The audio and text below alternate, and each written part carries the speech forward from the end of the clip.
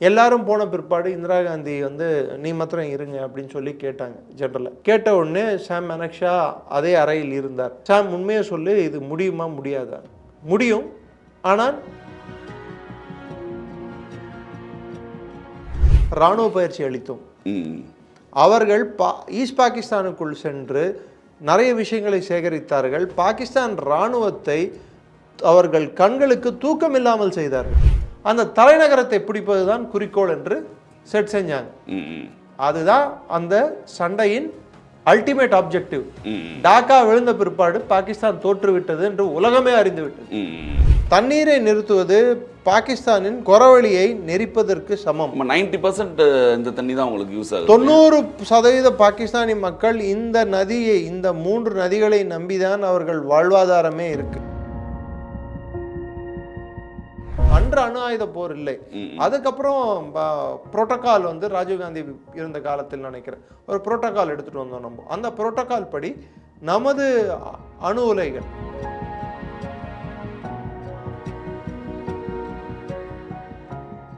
இந்திரா காந்தி இருந்திருந்தா வச்சுங்களேன் இத்தனை நேரம் உடனே ராணுவ நடவடிக்கை எடுத்திருப்பாங்க.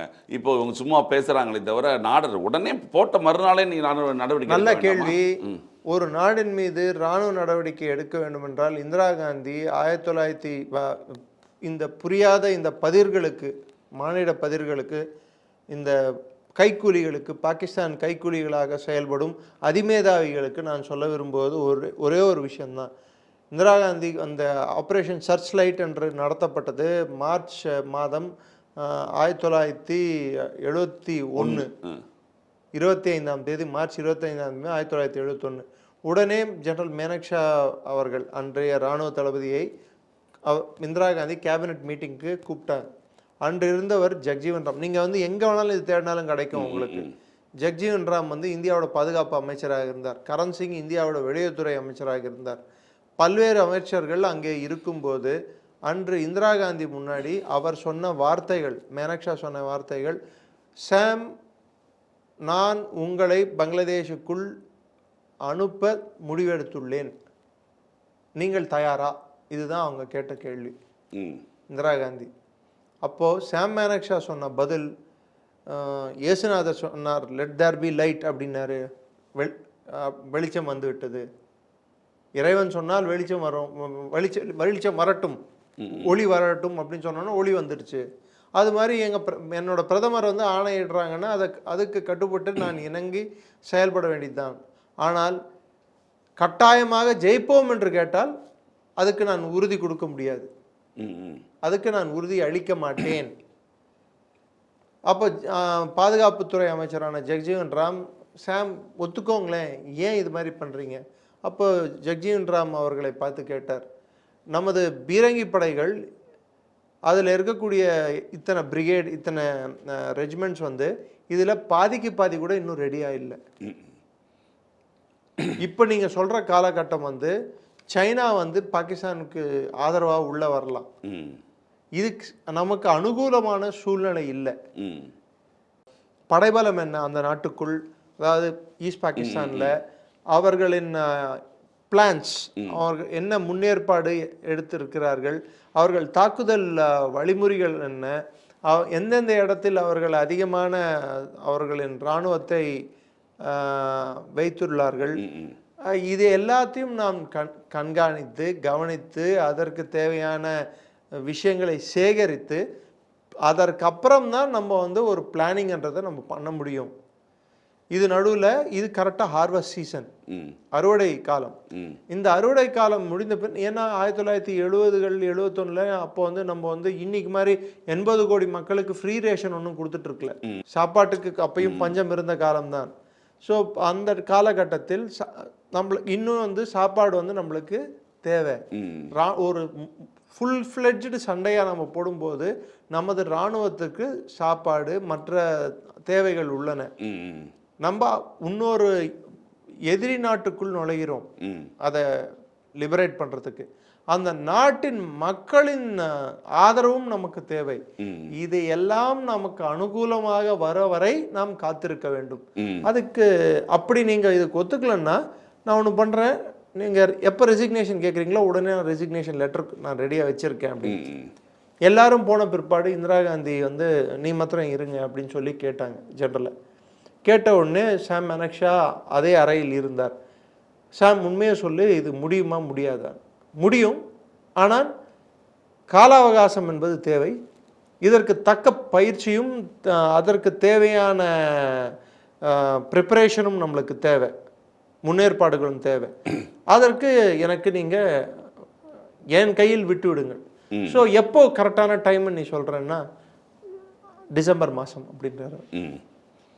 அதே மாதிரி டிசம்பர் மாதம் வரைக்கும் இந்தியா வந்து கிட்டத்தட்ட நடுவில் எத்தனை கிட்டத்தட்ட 9 மாதங்கள் கேப் இருந்தது, டைம் எடுத்துக்கிட்டாங்க. அதுக்கு என்ன பண்ணாங்க, அந்த 9 மாதங்களில் முக்தி பாகினின்னு சொல்லக்கூடிய இந்த இங்கேருந்து வந்த அகதிகள், ஈஸ்ட் பாகிஸ்தான்லேருந்து வந்த அகதிகளுக்கு இராணுவ பயிற்சி அளித்தோம்.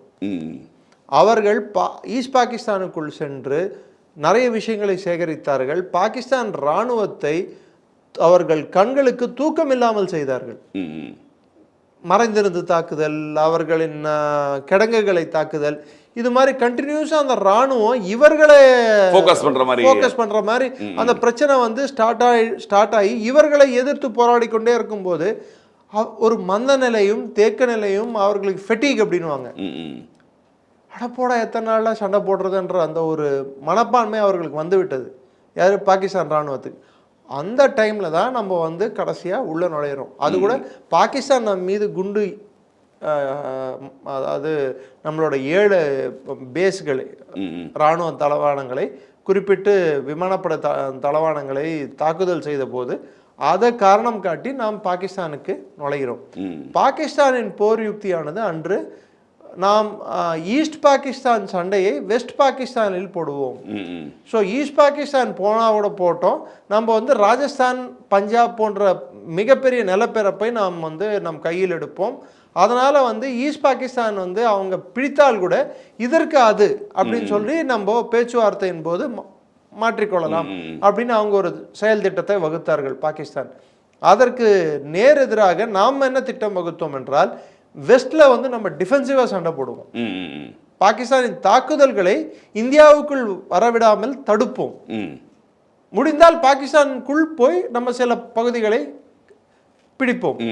ஆனால் ஈஸ்ட் பாகிஸ்தானை எவ்வளோ துரிதமாக முடியுமோ அவ்வளோ துரிதமாக, ஒரு நாட்டின் மையம் எது, தலைநகரம், அந்த தலைநகரத்தை பிடிப்பதுதான் குறிக்கோள் என்று செட் செஞ்சாங்க. அதுதான் அந்த சண்டையின் அல்டிமேட் ஆப்ஜெக்டிவ். டாக்கா விழுந்த பிற்பாடு பாகிஸ்தான் தோற்றுவிட்டது என்று உலகமே அறிந்து விட்டது. இப்போது இந்திய இராணுவத்திற்கென்று ஒரு குறிக்கோள் இருக்கும். ஒரு சண்டைக்கு ஒரு குறிக்கோள் இருக்க வேண்டும், ஒரு அணுகுமுறை இருக்க வேண்டும், அந்த அணுகுமுறைக்கு தகுந்த ஒரு செயல்பாடுகள் இருக்க வேண்டும், அந்த செயல்பாடுக்கு தகுந்த போல் சில முன்னேற்பாடுகள் நடத்த வேண்டும். இல்லை இப்போ நீங்கள் சொன்னீங்க இல்லையா, இவ்வளோ பிளான் பண்ணி தான் அது பண்ணாங்கன்னு. இதற்கு முன்னால சைனாவோட நம்ம வாரில் தோத்து போனோம் இல்லையா, நேரு, திரு பண்டிட் நேரு அவர்கள் அப்போ இந்த மாதிரி பிளானிங் அப்படின்னாரு. தேவையான வெப்பன்ஸை வந்து நம்ம வாங்கல, தேவையான ட்ரூப்ஸுக்கு வந்து நம்ம எக்யூப் பண்ணல, ஒழுங்கான போற்றிக்கொள்வதற்கு ஒழுங்கான துணி, அந்த அந்த தட்பவெப்பநிலை, அந்த குளிர் சார்ந்த பிரதேசங்களில் நாம் சண்டை போடுவதற்கான ஒழுங்கான உடைகள் இல்லை நம்மளுக்கு. நமது துப்பாக்கிகள் வேர்ல்டு வார் 2ஆம் உலகப் போர் காலத்தில் இருந்த துப்பாக்கிகள். அப்போ பாகிஸ்தான், அதாவது சைனா சைடு இருந்த துப்பாக்கிகள் சோவியத் யூனியனிடமிருந்து வாங்கிய AK-47கள், அது ஆட்டோமேட்டிக் ரைஃபிள். இது வந்து ஒவ்வொரு வாட்டியும் போல்ட் ஆக்ஷன் ரைஃபிள், ஒவ்வொரு வாட்டியும் காக் பண்ணி சுடணும். நமது இராணுவம் அதுக்கு ஆயத்தமாக இல்லை. நம் பார்டர் இலாக்காக்களில், பார்டர் அதாவது எல்லையோர பகுதிகளில் ரோடு இன்ஃப்ராஸ்ட்ரக்சரை பில்ட் பண்ணல, நமக்கு சாப்பாடு நம்மளுக்கு தேவையான அளவுக்கு நம்ம சேமிக்கல, எதுவுமே பிளான் பண்ணல, ஒழுங்கா பிளான் பண்ணாம ஃபார்வர்ட் மூவ்மெண்ட் அப்படின்னு சொல்லி விட்டார். அதோட விளைவு சைனாவோட ஒரு தோல்வி ஆயிடுச்சு. ஸோ இப்போ அது மாதிரி இப்போ நம்ம இங்கிருந்து இப்போ ஏதாவது தாக்குதல் இருந்தாலும் இந்த ஒரு பிளானிங் இருக்குது. பிளானிங் இருக்கிறதால தான் உலக நாடுகள், எல்லா நாடுகள் கிட்டே இருந்தும் அவர்களோட தூதரக அதிகாரிகளை கூப்பிட்டு இதுதான் எங்களின் முயற்சி, இந்த ஒரு கொள்கையை நாங்கள் எடுத்துக்கொள்ளோம், இதுதான் நாங்கள் செய்ய போகிறோம் என்று நாம் அறிவித்துள்ளோம். அது உள்ள என்ன பேச்சுவார்த்தை நடந்தது, என்ன நம்ம சொன்னோன்றது வந்து உங்களுக்கோ எனக்கோ தெரிய வேண்டிய அவசியம் இல்லை. அதே சமயத்தில் இந்திய மற்ற விஷயங்களில் எடுத்து பார்த்தீங்கன்னா தண்ணீரை நிறுத்தினோம். தண்ணீரை நிறுத்துவது பாகிஸ்தானின் குறவழியை நெரிப்பதற்கு சமம். 90% இந்த தண்ணி தான் உங்களுக்கு யூஸ் ஆகுது. 90% பாகிஸ்தானி மக்கள் இந்த நதியை, இந்த 3 நதிகளை நம்பிதான் அவர்கள் வாழ்வாதாரமே இருக்கு. இந்த இண்டஸ் வாட்டர் ட்ரீட்டியை நம்பி தான் அவங்க பொருளாதாரம் இருக்கு. ரெண்டாவது, அவர்களின் 16 மில்லியன் ஹெக்டேர் நிலப்பரப்புக்கு, விளைநிலங்களுக்கு இந்த தண்ணி தான் உபயோகப்படுகிறது. அவர்கள் விளைநிலங்கள் பாலைவனமாக மாறுவதற்கான எல்லா ஏதுவான சூழ்நிலையும் இப்போது ஏற்பட்டுள்ளது. தண்ணியை நம்ம நிறுத்தியிருக்கோம். அடுத்து 237 மில்லியன், அதாவது கிட்டத்தட்ட 23 கோடியே 70 லட்சம் மக்கள், பாகிஸ்தானில் வாழும் மக்களுக்கு இது பாதிப்பை உண்டாக்கும். பாகிஸ்தானின் பொருளாதாரத்துக்கு, அவர்களின் வருமானத்துக்கு 25% அவர்கள் ஜிடிபி, அவர்கள் நாட்டின் உற்பத்தி திறன் குறையும். அவர்கள் மொத்த பொருளாதாரம் 325 350 பில்லியன் டாலர். அதில் கிட்டத்தட்ட 25% குறைஞ்சதுன்னா அவர்களின் பொருளாதாரமானது 240 பில்லியன் டாலருக்கு விழுந்துடும். அவர்களின் மொத்த கடன், அவர்களின் ஒரு ஆண்டின் உற்பத்தியில் இருக்கும் கடன் மொத்தம் நீங்கள் 325 ரூபா சம்பாதிக்கிறீங்கன்னா நீ கட்ட வேண்டிய கடன் 280 ரூபா. அப்போ எவ்வளோ மிச்சம் இருக்கும்? என்ன மிச்சம் இருக்கும்? ஆனால் இப்போ இந்த தண்ணி நிறுத்தினதால அவங்க பொருளாதாரம் 25% வீக்கம் அடையும் அப்படின்னு சொல்லும்போது, அப்போது அந்த 25% கழிச்சிட்டிங்கன்னா, 80 கோடி டாலர் கழிச்சிட்டிங்கன்னா, அப்போ 240 பில்லியன் டாலர் வந்துடும் அவங்களோட உற்பத்தி திறன் ஒரு ஆண்டுக்கான. கட்ட வேண்டியது 280 கடனு, வர வருமானம் 240, அதுக்கு கீழே பிலோ தான்.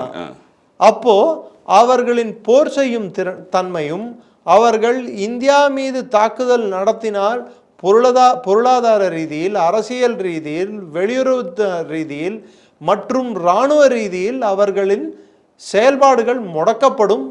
அவர்களின் நாட்டின் ஜீவாதாரம், அவர்களின் அன்றாட வாழ்க்கையை கேள்விக்குறியாக்கப்படும் என்பதுதான் நமது நிலைப்பாடாக இருக்கிறது.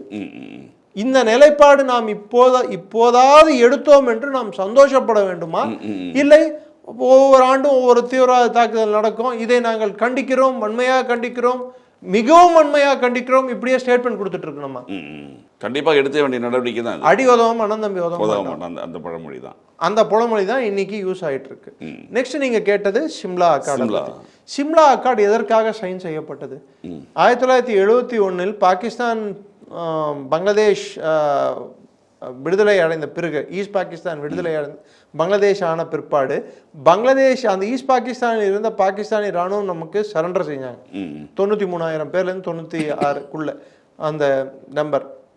அவங்க சரண்டர் செய்த பிற்பாடு அந்த கிட்டத்தட்ட அந்த 1 லட்சம் பேர் நம்ம சரண்டர் நம்ம கேம்புகளில், அதாவது POWs, பிரிசனர்ஸ் ஆஃப் வார், போர்க்கைதிகளாக நாம் வைத்திருந்தோம்.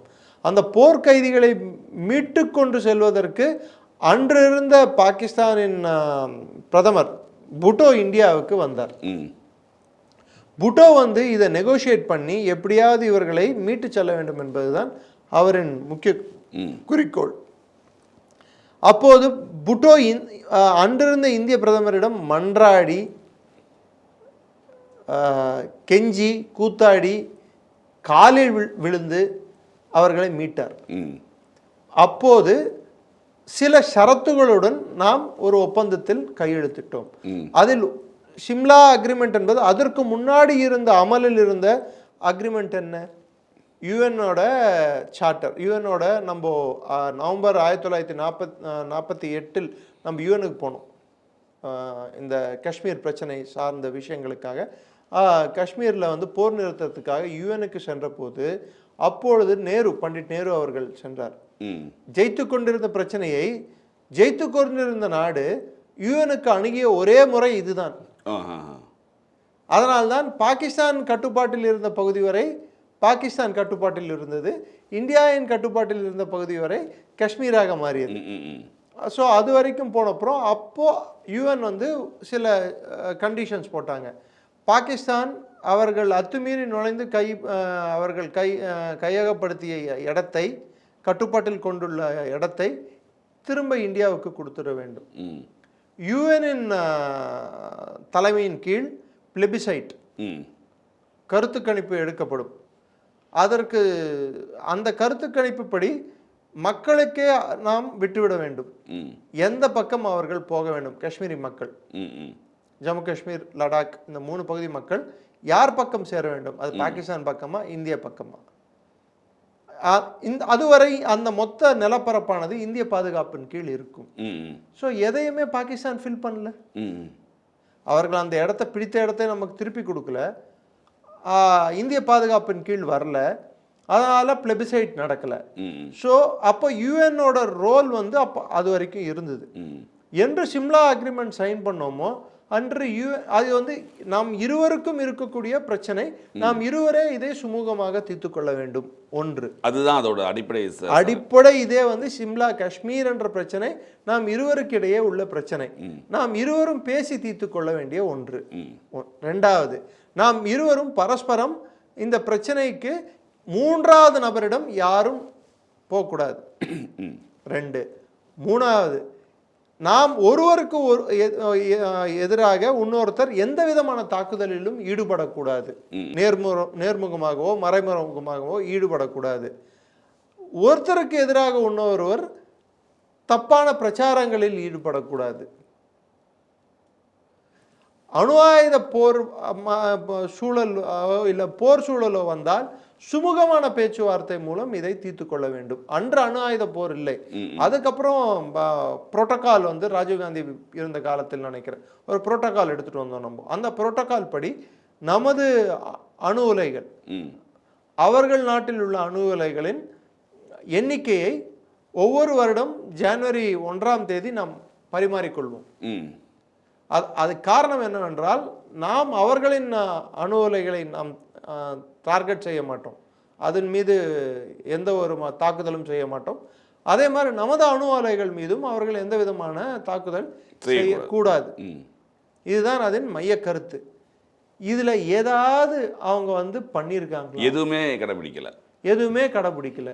இந்தியாவுக்கு எதிராக எல்லா பேச்சுக்களும் பேசுவது, ஆர்கனைசேஷன் ஆஃப் இஸ்லாமிக் கண்ட்ரீஸில் போய் பேசுறது, ஜெனிவாவில் போய் பேசுறது, யூஎன்ல வருடம் காஷ்மீரை பற்றி பேசுறது, இது 2 நாடுகளுக்கு பரஸ்பரம் இருக்கும் பிரச்சனை. நம்ம 2 நாடுகள் தான் அணுகணும்னா உலக நாடுகள் எல்லா இடத்துலையும் எங்கெல்லாம் சான்ஸ் கிடைக்குதோ, எங்கெல்லாம் அவங்கள கூப்பிடுறாங்களோ அங்கெல்லாம் பேசினா இந்த சிம்லா சரி. இப்போ எப்போ நீ சிம்லா அக்ரிமெண்ட் வந்து வேலிடிட்டி இல்லைன்னு சொன்னீங்களோ, அது தேவையில்லை, அது புறந்தள்ளுறோம் அப்படின்னு சொன்னீங்கன்னா, அப்போ என்ன சிம்லா அக்ரிமெண்ட் படி சீஸ்ஃபயர் லைன் 1965 இந்தியா பாகிஸ்தான் சண்டை முடிந்த பிற்பாடு அந்த எல்லை கோடானது அதை சீஸ்ஃபயர் லைன் என்று சொன்னார்கள்.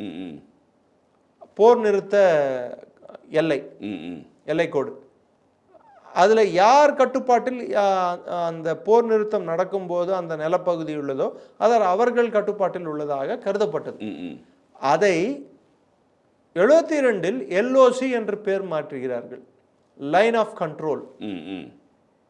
இந்த எல்ஓசி என்ற பெயர் மாற்றப்பட்டது வந்து தற்காலிகமாக ஒரு எல்லை பகுதியாக மாறுகிறது இரு நாடுகளிடையே. பர்மனன்ட் எல்லை இல்லை, தற்காலிக. அந்த தற்காலிகமாக எல்லையை எப்படி ஒரு பர்மனன்ட் எல்லையாக மாற்றுவதற்கென்று பேச்சுவார்த்தை நாம் வெவ்வேறு காலகட்டத்தில் இதை பற்றி நாம் பேசி ஒரு சுமூகமான தீர்வை எட்ட வேண்டும் என்பதும் சிம்லா அக்ரிமெண்டில் ஒரு ஷரத். அதையும் பின்பற்றவில்லை. அந்த எல்ஓசிக்குள்ள இருந்தா இவங்க எல்லாத்தையும் அமைச்சிட்டு இருந்தாங்க. இப்போ சீஸ்ஃபயர் லைனும் சிம்லா அக்ரிமெண்ட்டே போனதுனால சீஸ்ஃபயர் லைனுக்கும் வேல்யூ இல்லை, எல்ஓசிக்கும் வேல்யூ இல்லை. இப்போ பாகிஸ்தான் பிடித்திருக்கும் பகுதி இந்திய நிலப்பரப்பை சார்ந்தது. கரெக்டா? ஏன்னா அந்த லைனே இல்லாதப்போ அது இந்திய நிலப்பரப்பு. அத்துமீறி எந்த பாகிஸ்தானியும் நுழைந்தால் அவனை தீவிரவாதி, அதுவும் அத்துமீறி துப்பாக்கி எடுத்துக்கொண்டு வெடிப்பொருட்களுடன் இந்தியா மீது தாக்குதல் செய்ய, அப்பாவி இந்தியர்களை கொல்வதற்காக நுழைந்தால் அவர்களை என்ன செய்ய வேண்டும் என்று நீங்க கொஞ்சம் சொல்லுங்க. சொல்லுங்க சார். அவ்வளவு தாக்குதல் அதுதானே பண்ணிருக்கோம். என்ன தப்பு இருக்கு?